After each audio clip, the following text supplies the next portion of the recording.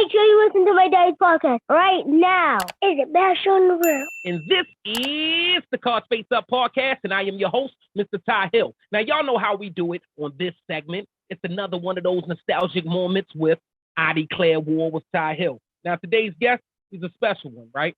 I'm talking, he lasted 3 decades in this music business. And still to this day, he making some classic ass material that's still relatable to everybody. I'm talking Ghetto Boy. We talking Oldie Love. I mean, he was actually born in Alabama, but he Westside till he died, point fucking blank, like that. Listen, when we talk about that California love, this is Mr. California Love right here. And in my mind, this guy might have released one of the illest songs ever released. I'm talking, I'm a nigga from East Baltimore. You feel me? It ain't too many times that we was throwing up W. It ain't too many times that we was throwing up W. Listen. But this song is literally one of those songs that when they do my biopic, they gotta play it. They gotta play this song because it represents, and y'all know what we do. These are nostalgic moments that I try to bring. This song is nostalgia. This song made you want to fucking move to the land of gangs. I don't know who the land of gangs, where they was telling you everybody was fucking dying from gangs and colors. It made you want to go there. This song, man, I ain't gonna talk y'all head off. I ain't gonna talk y'all head off with what this song is or all this shit. I'm gonna let it play just a little bit for y'all. Talking about before you can't fuck with me. My ice, yeah, the hour. By the hour. I don't even let music play that long. I'm gonna let this shit rock. Told y'all I was like this. I was crip walking, blood walking, every walk that I could do. I was doing that shit with this. We got the whole world screaming. And don't stop, won't stop. Think to ride or die. That's why I get it down for the West Side. We was stealing 40s out the liquor store. One time. So we got, listen, this song right here was my childhood, man. We was stealing 40s out the liquor store, nigga. Yeah. Mama start tripping. We gotta go. That's the thing. Y'all know what it is. We gotta get the fuck out of this house. Mama is not playing no more. She's tired of bailing out. Look, I ain't gonna go into it. Without further ado, welcome to the show. The OG, Mr. TQ himself. Welcome, sir. Welcome. Thank you, sir. Thank you. That's a hell of a damn intro right there. That's probably the best one I've heard yet. Good looking out, man. Thanks for having me. Thanks for the love. Listen, brother, I could have kept that intro going. That's how much that song meant to me. And it's crazy because that song is an intricate, like that shit is literally, I wish I had rights to the shit because it's literally what this show is. This show is about a nostalgic moment. This segment that I do, it's a nostalgic moment. And that song was just nostalgia. I say there's some memories that smell like some shit. You know, when you hear them, yeah, it come with a smell, my nigga. That comes with a smell. I completely understand, man. Honestly, like that's what I hear from most people about that song. Like when somebody talks about that song to me, they always add what they was doing at the time. You know what I'm saying? So that just kind of like, it just kind of solidifies, man. Just I think, you know, every once in a while, we lucky enough to just happen upon some timeless music. Right? That day that you're in the studio and the pen is blessed. It happens a couple of times in your career. Luckily, you know, that happened that time for me. It happened at the right time. I was just writing a song about like my neighborhood and my experience in my neighborhood. I figured California was gonna get it. I figured that I was confident about because I was doing music about California with California niggas. It's just a California deal.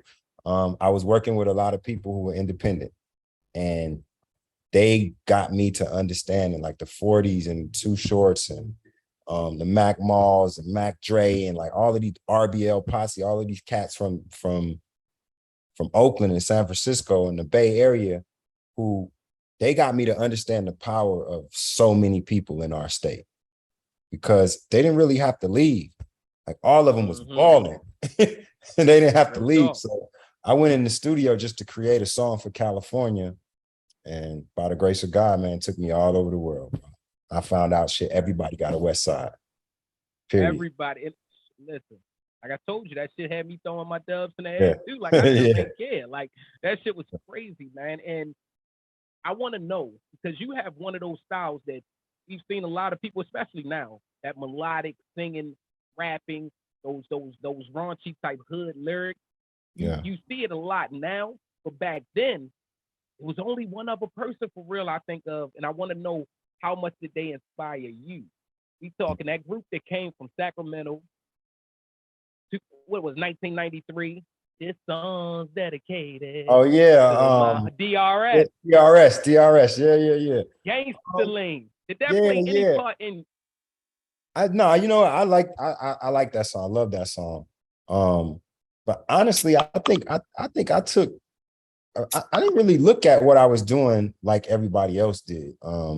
Like the labels did, not even really the way you just did. Honestly, I felt like what I was doing wasn't any different from Marvin Gaye or Curtis Mayfield or like you know, you got these singers back in the day, your Bill Withers and Bobby Womack's, like they just talked about real shit. You know what I'm saying? Mm-hmm. Like it's times when you could get a Let's Get It On from Marvin Gaye, but there was a time in his artistry where he was influenced by what he was going through, and it wasn't necessarily love. Right? It's Mercy, Mercy Me. It's what's going on, Mm-hmm. and I think the fact that those subject matters are more akin to rap, I just kind of got caught up in the mix of doing my music more aligned with rap. I remember even at the height of doing it, man, I was always paired with rappers. My shows, I was always on the rap concert, never on the R&B one. You know what I'm saying? Mm-hmm. Always in the rap section, never in the R&B section, never really taken serious in R&B. And I think that was just strictly because of the subject matter. But I didn't really look at it as a style. I just looked at it as I'm heavily influenced by hip hop, and what I'm going through right now, I'm going through a hip hop life. I'm not going through what New Edition was going through when they was my age. You know what I'm saying? I'm not going through what Tevin Campbell or Genuine or Cisco or any of these. I don't know what their plight is. They're not necessarily singing about the same thing that I'm singing about. But Tupac is, NWA is, Wu-Tang Clan is. It's a whole nation full of people going through the things that I'm going through. And I don't think they all would mind hearing it melodically as opposed Yeah, to rap. I think I don't think you give yourself enough credit. I don't Really? because all right, you just now named Cisco, right? Cisco Yeah. from Baltimore. You did what I'm saying? So Yeah. I'm from Baltimore. Right. Bottom of the bottom. Like this Right. is hood as shit. Right. You Right. understand what I'm saying? Then you talking about Bobby, New Edition, Bobby Brown. Yeah. Them niggas is from Boston Projects. Like For sure. the niggas is from the hood. They from the bottom. Like, Absolutely. they had the same shit, but they didn't take that risk. They still wanted to appeal Right. to the people that was marketing to what would be marketed. They wanted to appeal to what they was going to put dollars behind. Right. But you said fuck that. You took Yeah. the approach of, you know what? I'm so confident of what I'm about to bring to y'all. Like I said, the only people I think do that shit and get that national hype back then was DRS. And any of my listeners, y'all know, subscribe and then tell me what the fuck y'all think. Am I right? I think DRS was the only ones that was willing to touch certain subject matters. Now you got the girls who could sing their ass off because niggas would try it. Like they would try the melodic, but they really couldn't sing. And it was really rap. You actually can sing. And Yeah. you was giving them that hood shit. That's shit. So look, we could stay on Westside forever, but that is not your story. That is not your total story. It's just a big part of this melodic moment. I mean, this moment that we trying to bring back. But I want to go all the way back. I'm talking 93. When Damn. PQ. Yeah. We got to go back. I'm talking when you was with the singing group. Coming of age. Right. And it was what, 5 of y'all. 5 Yeah. little niggas. Y'all niggas look like the new Jackson 5 and shit, just grown up a little. Yeah, we trying. And y'all had the Billboard hit, with the Coming Home to Love. Yeah. Y'all killed that shit. The girls, y'all had a lot of females. I think that group was slept on by Yeah. niggas. The females loved y'all. Yeah, You they know, and did. I was one that was into the magazines. You know, I was younger, but I watched Word Up. I watched all those magazines because I was like what Pac say, go where the bitches go. My Right. apologies, lady, but that's what he said. I didn't fucking say it, but Pac told the 100. nigga to go wherever the fuck y'all was going. If that's who I wanted to be with, and that's who I wanted to be with, the Absolutely. ladies.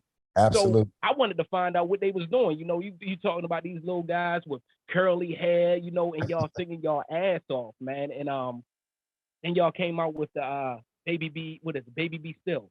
Yes. Baby B Still was on the second album, but now you got your solo shine.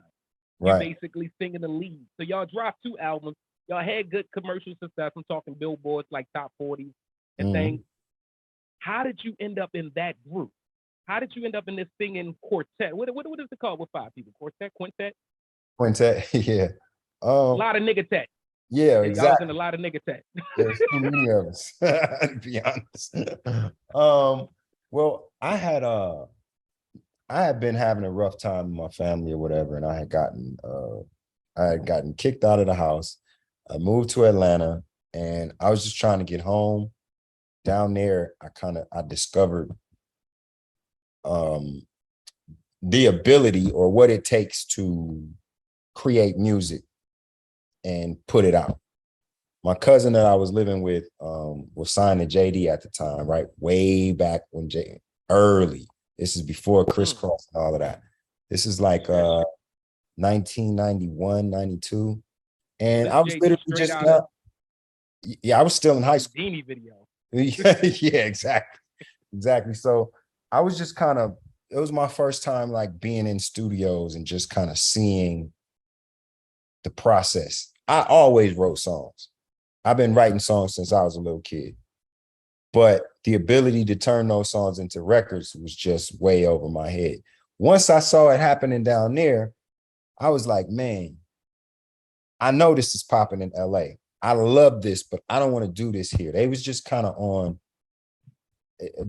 something different. It was just kind of corny. It was light. It wasn't serious. And for me, I had something to say. Like I was in Atlanta for a reason. I wasn't happy about it. There was a lot of shit that was going on that brought me into that point. And I had some shit to say. Like I didn't want to fucking talk about wearing my clothes backwards or being at the party dancing. Fuck all of that. I had something I wanted to say. That wasn't the place for it. I felt like if I got back home, then knowing what I know now, I just need to be somewhere around a studio. Somebody's going to understand.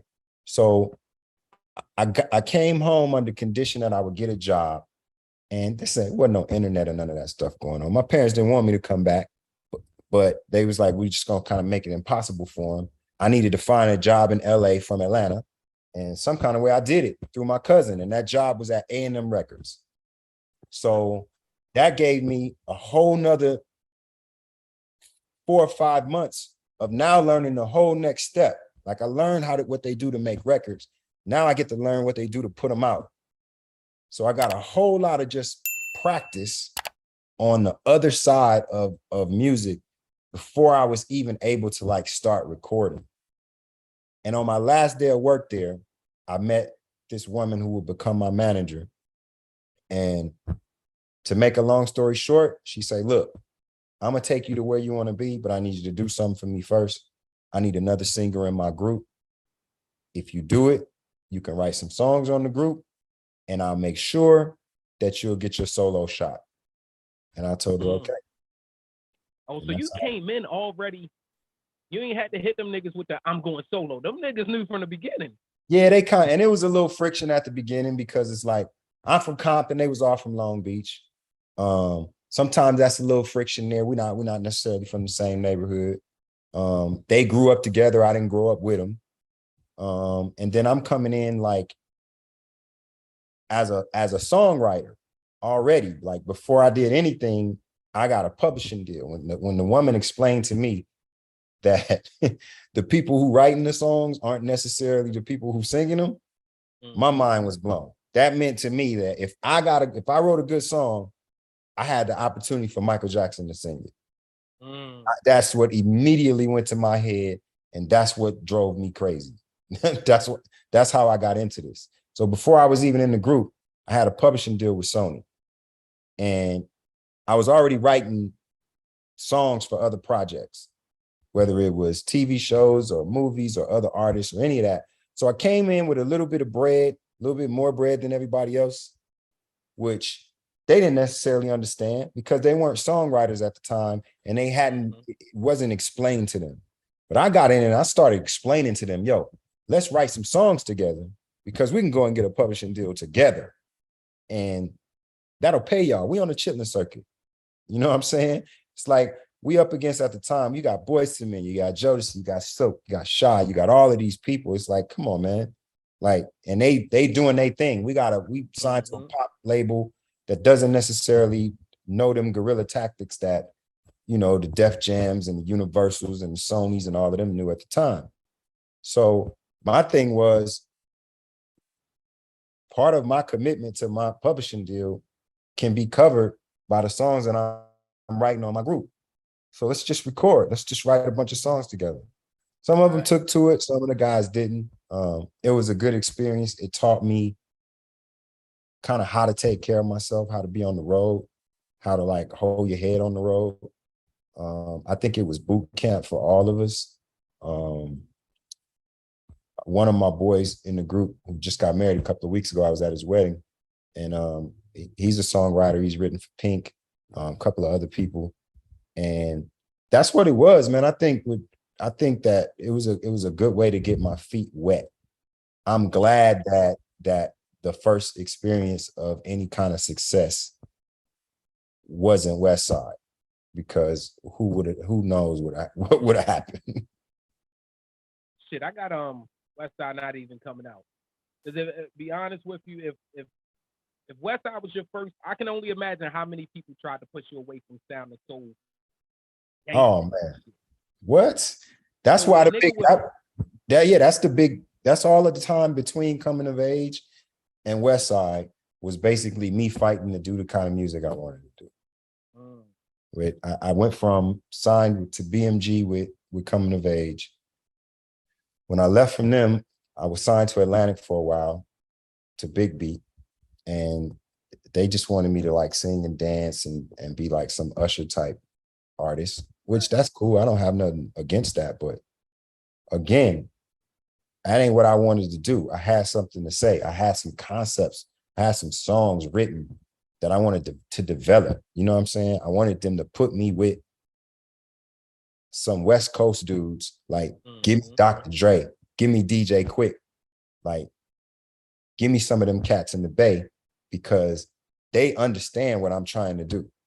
Like, y'all not gonna understand what I'm trying to do, because what are you gonna compare it to? When I tell you Marvin Gaye, you start thinking something different. You know what I'm saying? You know, we're not seeing eye to eye. But I know if I can get next to DJ Quick, I know if I can get next to a Mike Mosley or a Dr. Dre or any of these cats up and down the West Coast out here, they gonna understand it. Nobody did that, man. As soon as that happened, that's when shit got to rolling. Once you got that West Coast behind you, kind of. And I also know that, like, even you kept it real with the Atlanta people, because I don't know if people realize Jazzy Faye was on your first fucking album. Oh yeah, for sure. Niggas ain't even know who the fuck Jazzy Faye was back then. Oh, they didn't, man. Look, I met Jazzy early in the game because he was signed to a production company down there, Noontime. And like, the one thing about Atlanta that I loved was that, like, the music, the musicians down there, the cats that made beats, they was all sick. It was talent down there in the 90s, bro. So it wasn't necessarily about me saying that the Atlanta musicians or the music scene there was whack. It wasn't whack. It just wasn't gonna be conducive to what I wanted to say. You know what I'm saying? Like, they just had a different way that they moved, and the R&B dude couldn't really come out of there that way at the time. So Jazzy's musical. You know what I'm saying? Them dudes down there, they funky, man. They just like us. That's where we come from. At the end of the day, we get our sound. We get that from down south. We all came from down south. So the influence that he had on the first record, like Jazzy he produced free. He produced like outright.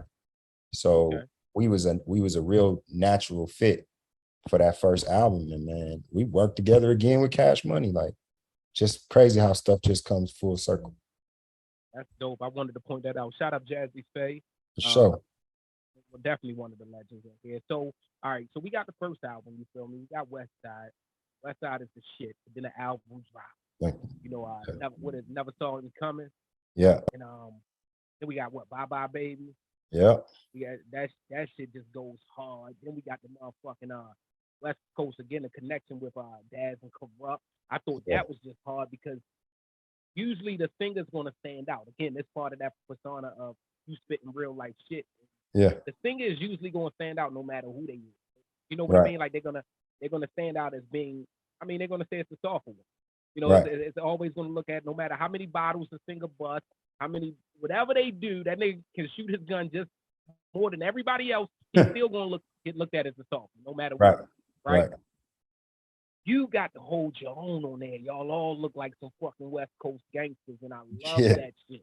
Once again, Bye Bye Baby and that whole what was it? The saga continues. Comeback. Yeah, the comeback. Like that whole time, like that shit was movie. That was theatrical. That was, and again, I West Coast, don't fucking kill me. Don't kill me, West Coast. Y'all niggas gotta admit, TQ brought motherfucking West Coast back after Pac died. Y'all gotta get it to the niggas on the scene because West Coast has always been selling. West Coast is so big to sell by themselves. East Coast ain't gotta fuck with y'all. Right. We wasn't buying an E40 album type shit over here. You know what I'm saying? Not no disrespect to 40. I fucking love 40. But my niggas that was on the block, I never pulled up on one of my blocks and they was pumping E40. Me, I'm a musician. I love fucking music, so I'm listening to everything. That's just like a melting pot in my head. But Baltimore wasn't a melting pot of music. I say you brought West Coast back because after Pac, we talking Snoop Pac, after that, West Coast wasn't coming over East musically like that.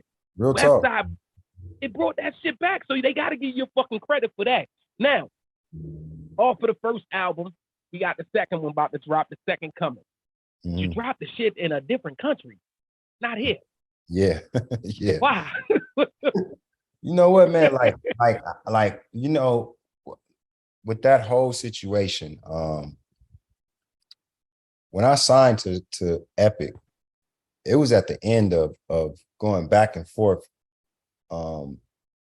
bidding with so many different labels that wanted to put that first album out, because the majority of it was done before we went to look for a deal. We was gonna put that album out independent. Most of it was heavily Bay influence. So, you know, like I was saying earlier, at the time when I first got with Mike, I was running around the Bay doing hooks on just a bunch of independent records, right? So we figured, look, ain't nobody really putting out R&B independent. So we're gonna put out a record with you with a bunch of West Coast artists on it, and you're gonna break the bank out here. That's what we're gonna do. And we thought we had a great plan with that. But then when we met the woman that partnered with us, Debbie Hammond, Clockwork Entertainment, she just opened our eyes to a whole bigger lane. And she's like, nah, that's cool what y'all talking about, but this dude need to sell across the whole world. And y'all need to open y'all eyes to what I'm talking about. So she kind of just told us, she gave us some dough and she told us to sit tight, don't talk to nobody. She kind of just created a bunch of buzz around the industry. And we was just running office to office, office to office.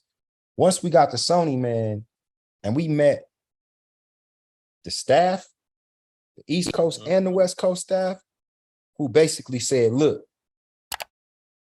our power is over here on the East Coast, but we got a great staff that we done poached from a couple of labels out there.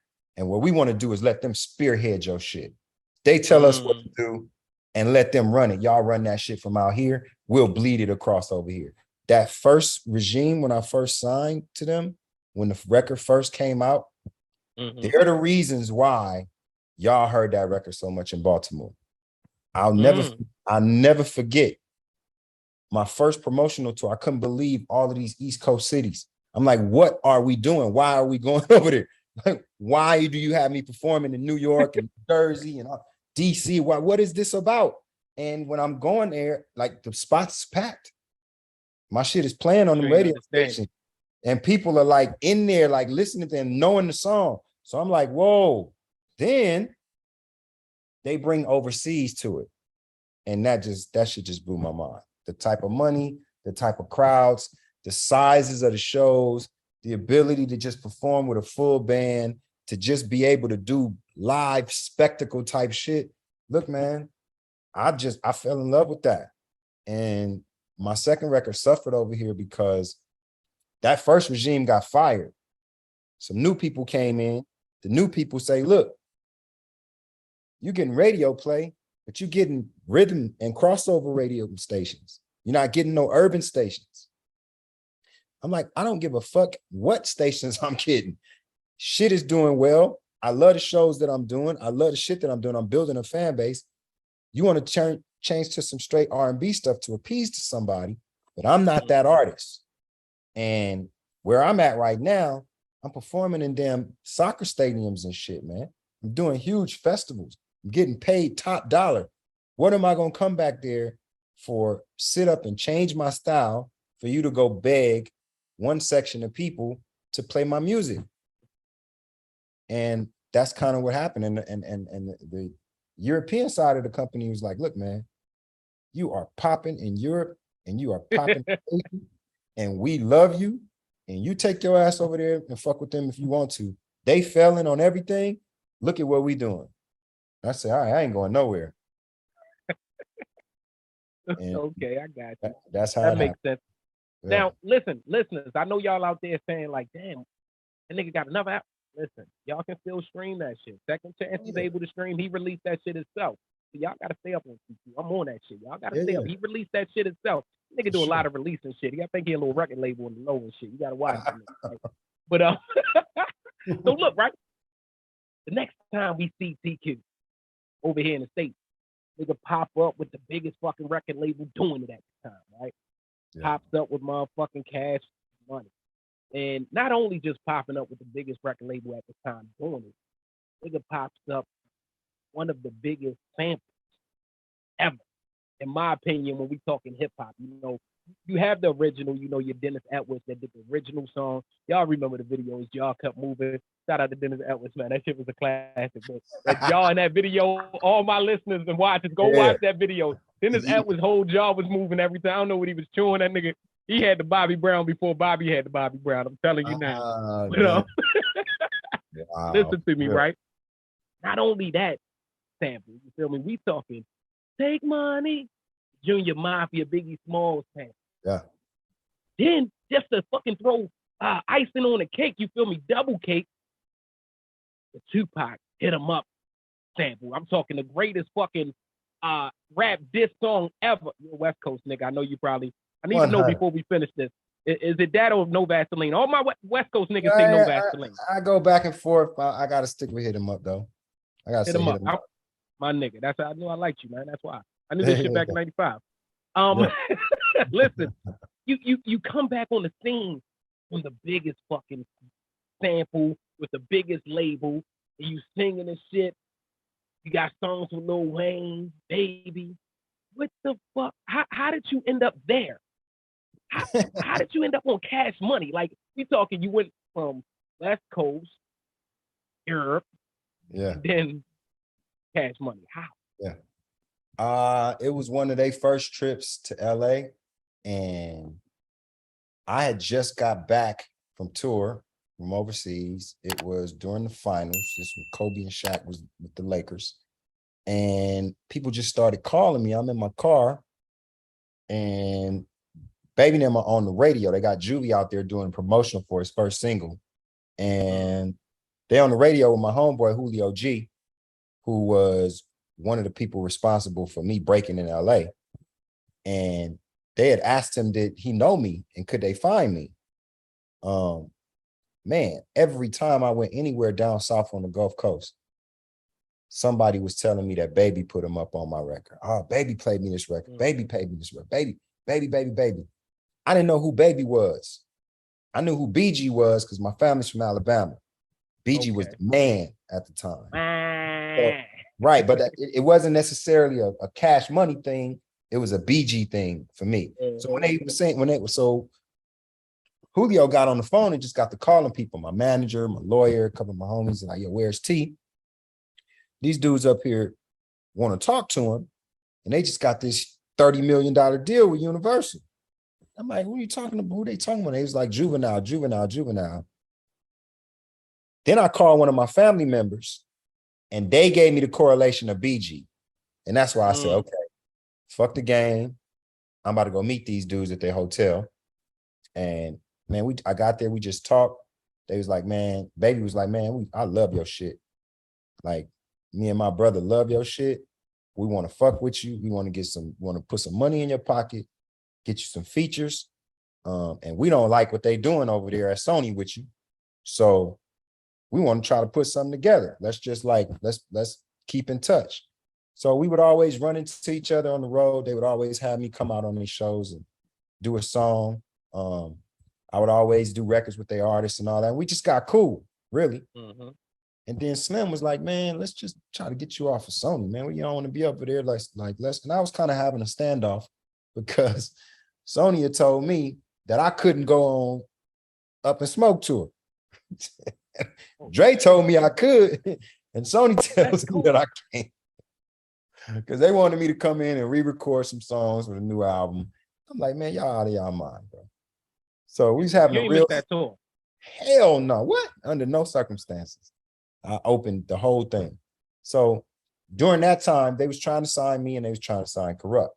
And I guess at some point, Sony got tired of them calling or trying to do whatever they was doing.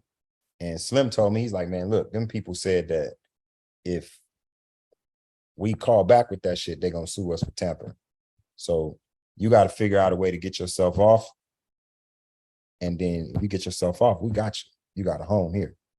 So, I mean, I figured out a way to get myself off. I ain't gonna go into all of that. But I ended up out of that contract and into the contract. You know what I'm saying? So, that's real shit. I don't think it's no statute of limitations on certain shit, so we ain't got to go into it. Exactly. So, right. You on the biggest label.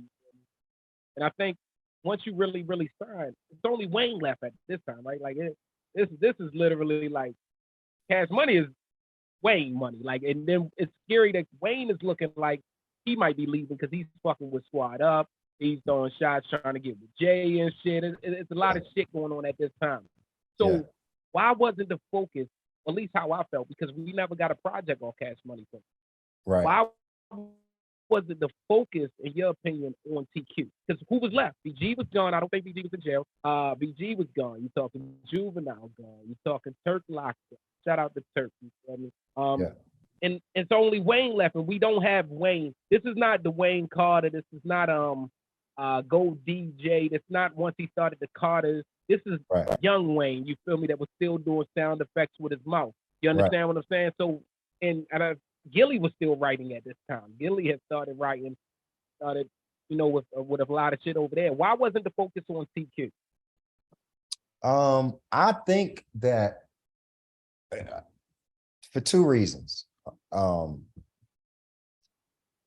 think Baby believed that the way to get me on was for me to be the Nate Dogg for. Hold up, your phone just now. I said your phone and shit. It broke up a little bit. Say it one more time. I think Baby's idea was kind of for me to be the Nate Dogg for the team, right?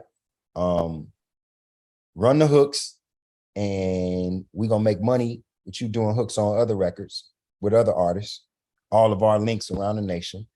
We're gonna have your name everywhere, and then we're gonna put your record out. I, on the other hand, I'm like, okay, because remember what we started this conversation with, I'm a songwriter. That sounds to me like a whole lot of publishing on some pretty good big damn records, right? So I'm not pressing putting out an album because the amount of money that I'm making and the amount of writer's credit and publishing credit and percentages that I'm getting off of these records that are coming out is fine with me. This is really what I got into this to do.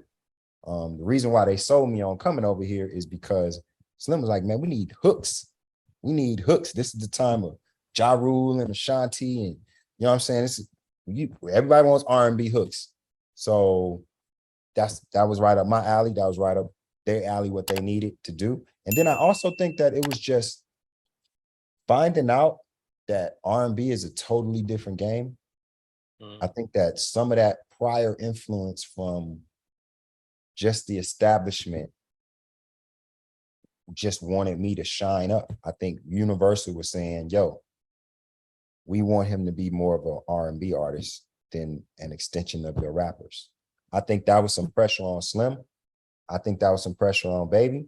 And I also think that they didn't understand that it took a little bit different to move an R&B artist than it did a rap artist, right? I had just come from being overseas performing with a 7-piece, 9-piece band, right?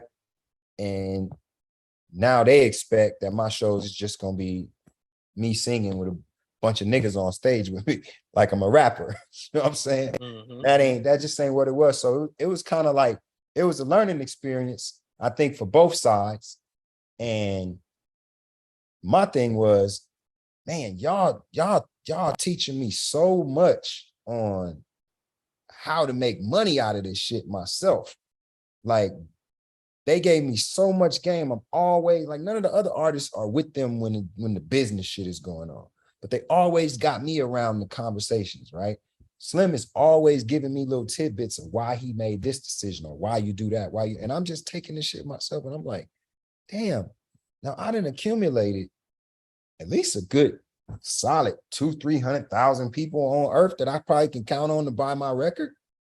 Now, if I ain't in a position where I got to split nothing with y'all, and let's just say I can get $10 every time I fucking pop one out, and I can sell that many, all of this other shit that we got to do to get recognition, all this other shit we got to do to play the game to get on the charts, them 300,000, my people already got them. I got them before I came here. Then y'all gave me some more. Damn, I think I can do this shit by myself. And that's when the shit just kind of started going this way, because I'm just saying to myself, man, I'm doing a lot of shit that I don't necessarily want to do that I've done already, right? I'm doing the chitlin circuit again. I'm not interested in that. I just came off of fucking soccer stadiums, right? I'm in the studio with a bunch of niggas like partying and shit, when I'm used to being in a place pretty much by myself with my musicians where we can fucking jam, right? I'm used to fucking having a routine that an artist would have: eat a certain way, wake up at a certain time, move a certain way. None of this is going on here. This is just fucking rap shit. So my thing is, hey, let me try the shit myself. At the end of this deal, the option to move any further is mine. And I just said I didn't want to move no further. So let's just. So did y'all ever split? Did y'all split on good terms, or did y'all like get into it some type of way? Like, or y'all still good? I think that at the beginning, Baby probably didn't like the way I went about it. Our relationship was always just, we talked to each other. We ain't got to do it through the lawyers until like the very end when it said, but we didn't do that through the lawyers. There's a lot of shit that was going on and I ain't necessarily like too at the time. You know what I'm saying? The way they run their business is the way they run their business. It was never nothing about money. Let me say that, because people always ask me like, did they not pay me? They paid me every single dime they ever owed me, and they still pay me to this day. I've never had a problem with cash money on the money side. And at the same time, I know other people have. So I'm speaking my point. Speaking your story. That period. So, but it was some other things that I just didn't like that happened while I was there, some things I didn't want to be a part of while I was there. And I was ready to just fucking move on my own. Like, I've been there for 3-4 years, just learning. So I before I left, I had already kind of inked a deal for myself, a distribution deal with Warner Brothers for my next record. And if they didn't put out the record that I did there, that record too. Yeah. I know time-wise, I told him I wasn't gonna hold him that long. The nigga busy. I told you I got a little record label and shit he running. Nigga is very, very fucking busy. But CQ, I need you for a couple more minutes, homie. More minutes. Can you give it? You good? I gotta rewind because I forgot to ask some shit. Who the fuck Now, TQ, you have been in charge of your career. We noticed that since, from the beginning. Like I said, just hearing Westside, hearing everything, Bye Bye Baby, hearing everything from that album, we could tell that this nigga had to fight to be able to get this shit out. Yeah. Because labels wasn't going for that back then from an R&B Right. artist. Sex still sold, you had to have your shirt off and shit. And Right. All that. But Jodeci kicked the door down a little bit, but them niggas still watch the levels that they went. Yeah, you talk straight from the hood. Who the fuck idea was it to record Keep It on the Low? Who the fuck wrote that? Because again, you a songwriter. You did not write Keep It on the Low. It sounds like R. Kelly wrote it. Yeah, he did. He did. I wrote. R. Kelly. Yeah, he wrote. R. Kelly wrote that. I wrote a verse. Yeah. Yo, I knew it. Yo, you got it. Shit, you can't even shout out Kelly out no more. That's fucked up in the world. Yeah. Shout out the music aspect of R. Kelly. Yeah. I don't know what's right no more. I don't want to be canceled. Shout out only the music aspect of R. Kelly. You know what, man? At the end of the day, it's like, yo, I don't know nothing about all that shit. I know that we went up to Chicago and we worked with Kels on The Best of Both Worlds, Part 2, which was him and the Birdman before he decided to go back and do it with Jay-Z. And we wrote a bunch of songs for the album. I recorded a bunch of songs for the album. Me and Fresh had already recorded my single. It was crazy. We did it with Betty White and a choir of little kids. The song was sick. And Baby just gets the idea that he wants to get a song from Kelly. And where it came from was that this was at the time when the whole video had come out and people wasn't really touching them. And this is during the heat of that shit. Yeah, the first round of it. The one with the cabin or some shit. I ain't know. Yeah, exactly. All that. So I'm sorry, I swear to God, I don't mean to laugh. Yeah, I mean, bro. This world's so fucking sensitive. This world's sensitive now, TQ. We gotta watch out. That's why I'm about to moonwalk down this line right here. You feel what I'm saying? Exactly. So it's like Baby had just signed Boo and Gotti, who Kelly had discovered them. We were in Chicago. We was there to perform for the tour that we did with Nelly and the Saint Lunatics, and they asked him to come to the show to do Fiesta with him during our show. And he didn't want to do it. He thought he was going to get booed. And me and Wayne was getting ready to go out on the stage before our part came. And we saw them over there in like a huddle. And we kind of went over there next to him. And it was Boo and Gotti just kind of pumping him up like, man, you the king of this show city. Ain't nobody going to boo you here. Like, come on out here and do it with us. We go out, we do our part. They come out and they do their part. Place goes crazy. R. Kelly is back. So Baby's thing was, let me jump on this before everybody else. Let's get Kels to do TQ first single. And when we got the song, I'm like, man, I hate this song. I went to Slim. I say, Slim, I don't like this song. Slim is like, it's a good look though, the link with Kels. So I mean, you understand the business aspect of it. I'm like, yeah, okay, I get it. But just for the record, bruh, this shit whack. I don't like it. So that's how that went. Again, that's part of why I'm like, yo, man, I didn't come to Cash Money to not be on the same page with these niggas. Like, that's what I was dealing with at Sony. I came to them because I thought I was going to have some creative control over here because they came to me off the strength of they never saw me coming. If it wasn't for they never saw me coming, I would have never been at Cash Money because they loved that record. Part of that record popping off in the South is Baby putting people up on it. So if that's the case, how could I be in this position this many years later and now y'all want me to put out this bullshit as opposed to what you signed me for? So that's kind of where that went.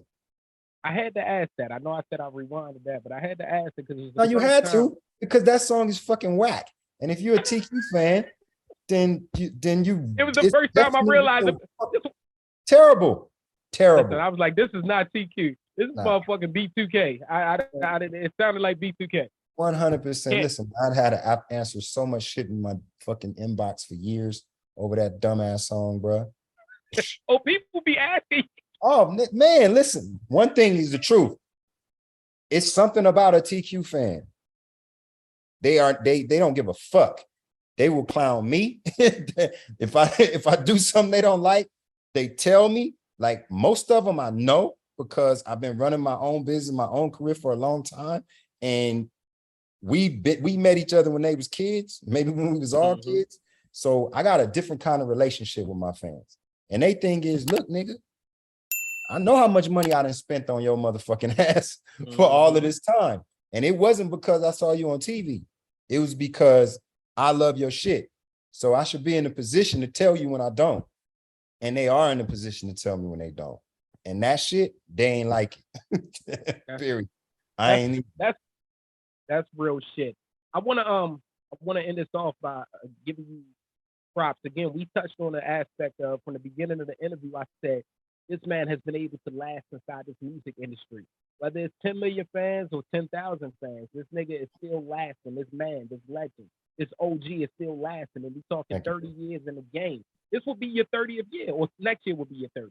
Next year. You didn't even think about it, did you? Yeah, damn, that's crazy. Yeah. Exactly. 30 years is successful. And I mean, I named some of the newer songs. They still a couple years old. You feel me? My fucking favorite is Ghetto Boy. And I fucking love Ghetto Boy anyway, because Ghetto Boy is one of those songs. I just love that title. Ain't gonna have a little ghetto boy. I just love that title already. So it was one of those songs. Soon as it dropped and you came out with the video, so I had to watch. It's like, yo, this shit is it gives that whole. I mean, it gives me the Nas when he was talking to the little nigga on the project benches. I don't know if y'all remember on Belly, but Nas 100%. Did that on. It was written too. He said it in the bars on. It was written, and they redid the thing on Belly. And I wonder if Nas get any credit for that shit, because they definitely copied. But it was. I'm sure he do. He fucking did the thing too. But that's what you gave me on that. You know, those stories. Again, you still building 30 years later, or that's probably about 25 years at that time. Still building memories. You still building that shit that smell like something. You still setting those moments in niggas' life to still make you laugh. You know, I can listen to Westside right now and shit. Be all broke smoking roaches. Like, nigga, do y'all remember that? Yeah, man. Like, and this wasn't no good weed at that. It already gave you a fucking headache. So it's like ash and dirt. Hey, listen, you picking out stick stems and some other shit. You rock stars. Man, listen. So this ain't always been like this shit. It ain't, man. It ain't. So you have been a part of our life, TQ, and I want to make sure that you're shown in that light that I see you in, because I know they see you in it, but them niggas ain't gonna get a chance, many of them, to tell you. So I want to make sure I tell you, for all of your fans, my G, you play a part. I always say it's like the movie. Nigga, you live rent-free in my brain. Like this shit, like it's a part. They got pause and shit, so much pause nowadays, but it's a part of that motherfucking album and a part of your history that lives rent-free in all of our brains. You feel me? And it's one of those songs that I can let the little niggas hear. They love that shit. Yes. You can let the old people, it's still, this is barbecue. This nigga talking hood shit and it's still 100, barbecue music. 100. I get it. I get it. Thank you. I know you heard it all before, man. Tell them what's coming up from TQ, because you're doing a lot of shit. You got the podcast. Yeah. You got man, you name it. You name it. On the music side, nigga, sports fan. Yeah. On the music side, I'm finishing up another album here shortly. It's all over the place. I ain't gonna lie to you. I just got a bunch of songs that I've been recording all over COVID up until now. So you know where the world's been over that time. Some of it's angry, some of it's light and airy, some of it's melodic. It looks like I'm just gonna mash it all up and put it out. And then I am planning 25th anniversary of They Never Saw Me Coming. Re-recording a bunch of the songs, adding some new ones. It's not an attempt to better that, but it is an attempt to just show some growth. You know what I'm saying? And just kind of, I feel, tied two timeless pieces together. So I'm doing that on the music side. On the other side, man, I've just dived off into sports media. Music was my second love. I didn't get big enough for football, but luckily, I'm in a position now with my friends where out here in Las Vegas, we're trying to build a local version of ESPN. We are official media, and we report on the Raiders, the Golden Knights, the Aces, who are in the finals right now, UNLV, and we run high school football in this city. We shoot all the games, and I make it a point to make Las Vegas student athletes look like NFL players that they see on TV. We take their highlight packages and set them to their favorite songs and make them look like music videos. They love it.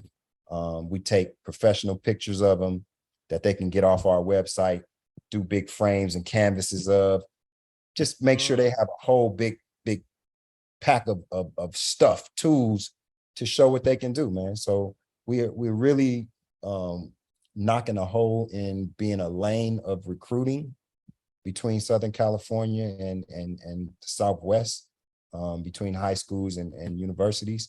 And man, it's a wonderful thing. And I mean, I picked up the camera and I love it. Like I tell, it's like I got these music ears, right? And I've been listening to music, so my ears are real keen. But I love the game of football. So I'm on the sideline with my credential and my camera, and I can hear everything. I can hear the plays on this side, the plays on that side, the plays on the field. So I know where to point my camera, right? Whereas the next man who hasn't played, the next man that doesn't have those ears like that, a lot of them are a step behind. So I'm liking playing chess, getting good images and good video with my team out here, man. And we having a ball with it, and we starting to make a mark in the city. We starting to put a dent in the market here with sports coverage out here in Las Vegas. The city is growing. It's the fastest growing sports city in the nation. The NBA is going to announce its next two teams. I'm sure we believe one of them will be here. Like I said, the Aces just got into the finals. Hopefully they'll win the championship. Raiders will be a better team this year. It's on the up and up, man. We got three new arenas being built out here right now. This is going to be a place for sports. So I'm looking for a way to bridge the gap between sports and music, and it's happening. The name of the company is Franchise Sports Media. Go to the website, www.fsmlv.com, and check out what we do, man. I am the second photographer at the company, so a lot of the stuff you see there, I shot myself. You can see that up on that's the last Raider game in Oakland right there. I shot that. So yeah, I'm a little proud of it, man. It's cool, it's fun. You know what I mean? It's work, but it's fun, man, and it's a way to give back. Working with all these kids out here, man. They love what we do. Their parents love what we do. And it allows a lot of them to be able to show universities their skill and you know, just make it easier for them to get to the next level. So it's fun. Highlight, for those that know sports, you know, highlight reels is a thing that niggas couldn't get. Some niggas coming from the hood, if you ain't have certain people that was investing in you had no way. Now, I know niggas got iMovie now and shit like this, but listen, you talking about TQ gonna make this shit. That company's gonna make this shit. So make sure y'all go over there and support. Also, you said that you're doing the 25th anniversary, right? Yes. You're gonna re-release. Now, I don't know if this is your situation, but I know it's many artist situations. I fuck with a lot of niggas in the industry, and I know that if you re-record your shit now, you can get repaid now. You ain't got to worry about getting your rights and all of that shit. So I know IMX was, niggas don't give Immature their credit either. Immature was one of the first niggas that redid that shit. You had them grown ass niggas singing "I Will Never Lie." It was a reason behind them niggas was singing that shit. Absolutely. But make sure y'all go out and support that fucking album again. Yes, again, please. buy it for you, your mother, and your grandmother. It doesn't matter. Buy as many copies as you can, because we don't say giving roses. We don't say giving flowers. We just giving niggas their due respect. You understand what I'm saying? Giving brothers their due respect. Man, I got to start with the bitch word and the nigga word. I'm trying. I was raised up on it ain't easy. It ain't easy. I die. Hey, CQ, we appreciate you. To all our subscribers and listeners, make sure y'all hit them up on his social media. Tell them your social media handles real quick. At the real TQ. I'm sorry, at TQ the Trojan. But hit my website, therealtq.com. All of my music is at therealtq.com/music. Everything from the beginning up until the last thing that I drop. I do a bunch of remakes for my fans. They hit me up and say, "Oh, remake this song, remake that song." Man, there's so many of them across so many genres. So go there, check it out, listen to it. And also hit us up on the sports side, franchisesportsmedia.com. Our podcast, me and my partner Joe, the Franchise Podcast, available on all the platforms. Just look us up. And that's it, man. I mean, just trying to set the world on fire again. Feel me? That's what it is. You said it happens 2-3 times in every artist's life. So I needed that to happen again real soon for y'all. Y'all gonna make sure y'all be a part of that success again for TQ. Shout out to everybody that's listening to us. Y'all already know how to get us. And if y'all don't know how to get us and you just happen to stumble on here, it is the Cards Face Up Podcast. Again, Cards Face Up Podcast. We are on every platform. Spotify, Google, Apple. Thumbs, shit, man. What the fuck is the shit on YouTube? Hit the thumbs up like my man just said. Hit that shit. Make the little notification say ding so that shit comes to your phone. Make sure you're watching us. Subscribe, like, comment. Look, talk to me. I talk back. If you cute, I might bite. I don't know. Whatever the fuck it is. We love y'all, man. CQ, we thank you for coming through, brother. Thank you. Thanks for having me, bro. Peace, man.